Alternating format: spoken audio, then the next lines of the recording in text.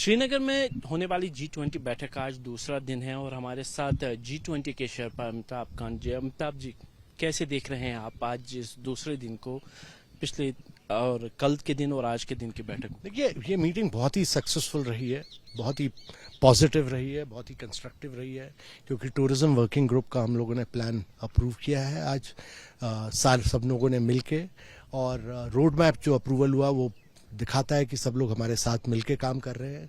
दूसरा कि कल जो टूरिज्म फिल्म पर जो साइड इवेंट था वो बड़ा सक्सेसफुल रहा, और तीसरा कि जो हमारे डेलीगेट्स आए हैं वो बहुत ही खुश हैं, वो बहुत ही पॉजिटिव हैं, बहुत ही कंस्ट्रक्टिव हैं।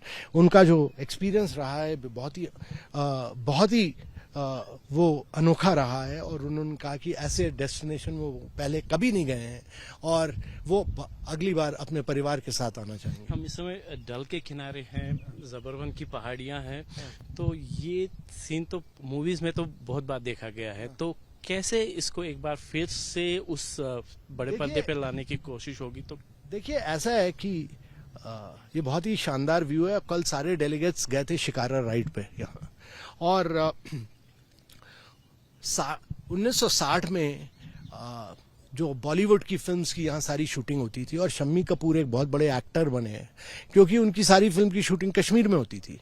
और जब मैं स्कूल में पढ़ता था तो मैं आया था, तो मैंने यहाँ शशि कपूर और नंदा की फिल्म की शूटिंग देखी, जब जब फूल खिले। तो मेरे विचार से ये कश्मीर में ये बड़े जोरों का रिवाइवल हो रहा है। अभी 370 फिल्म्स की रजिस्ट्रेशन हुई है यहाँ फिल्म शूटिंग की, और यहाँ आगे चल के ये बहुत बड़ा फिल्म टूरिज्म का डेस्टिनेशन बनेगा। ना केवल बॉलीवुड, ना केवल हॉलीवुड, बल्कि हमारे देश की तेलुगु, मलयालम, तमिल फिल्म सारी यहीं शूट होंगी, क्योंकि इससे शानदार, इससे ज़्यादा नेचुरल और इससे ज़्यादा बढ़िया टूरिज्म डेस्टिनेशन और कहीं नहीं मिल सकता। कश्मीर को शायद आपसे ज़्यादा बेहतर कोई नहीं जानता, नीति आयोग में भी रहे हैं, आपने गवर्नमेंट की पॉलिसी, तो क्या चीज़ आप मानते हैं कि कहाँ पे कमी रह जाती है कि कश्मीर इंटरनेशनल मैप पे, टूरिज्म मैप पे वहाँ पे नहीं आ? देखिए, मेरे विचार से एक तो यहाँ के लोगों में बड़ी वार्मथ है, बड़ी हॉस्पिटैलिटी है। यहाँ के लोगों में जो कल्चर है वो हॉस्पिटैलिटी, मेहमानियत का एक कल्चर है। दूसरा, ये कल्चर, हमारी जो फिलॉसफी है वन अर्थ वन फ्यूचर, इसकी वसुदेव कुटुंबकम की जो फिलॉसफी है, वसुदेव कुटुंबकम की फिलॉसफी यहाँ के सूफी फिलॉसफी से बहुत मिलती है। वो भी, उसका भी विचार में ये one earth one family one future है पूरा।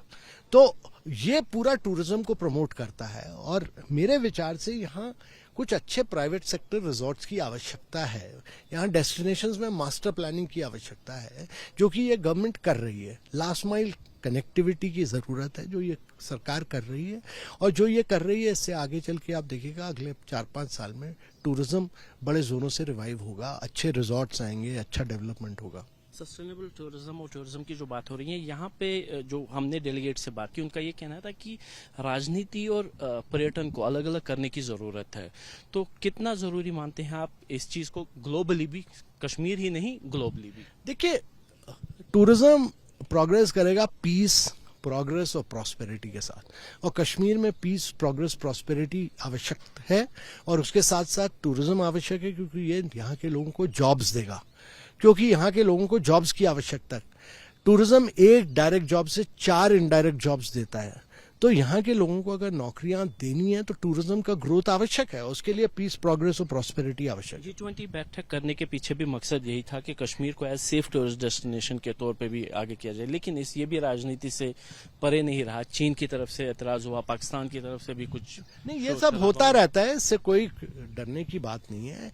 1-2 देश तो करेंगे, वो उनका आइडियोलॉजिकल स्टैंड होगा, पर हमारे सारे देशों ने हमें सपोर्ट किया है इसमें। अब कोई पॉलिटिक्स नहीं आई है, सबने सपोर्ट किया है, सबने हमें असिस्ट किया है, सबने हमारी रिलेशनशिप को सब आगे ले जा रहे हैं, और टूरिज्म को सब बढ़ावा दे रहे हैं। तो आपके सवाल ये होगा कि नेट आउटकम क्या रहेगा G20 की प्रेसिडेंसी इंडिया के आ जाना, और उससे क्या फायदा होगा देश के लिए? ना, देश के लिए ये फायदा होगा कि एक तो हम दुनिया का एजेंडा यहाँ से सेट कर रहे हैं कई सेक्टर्स में।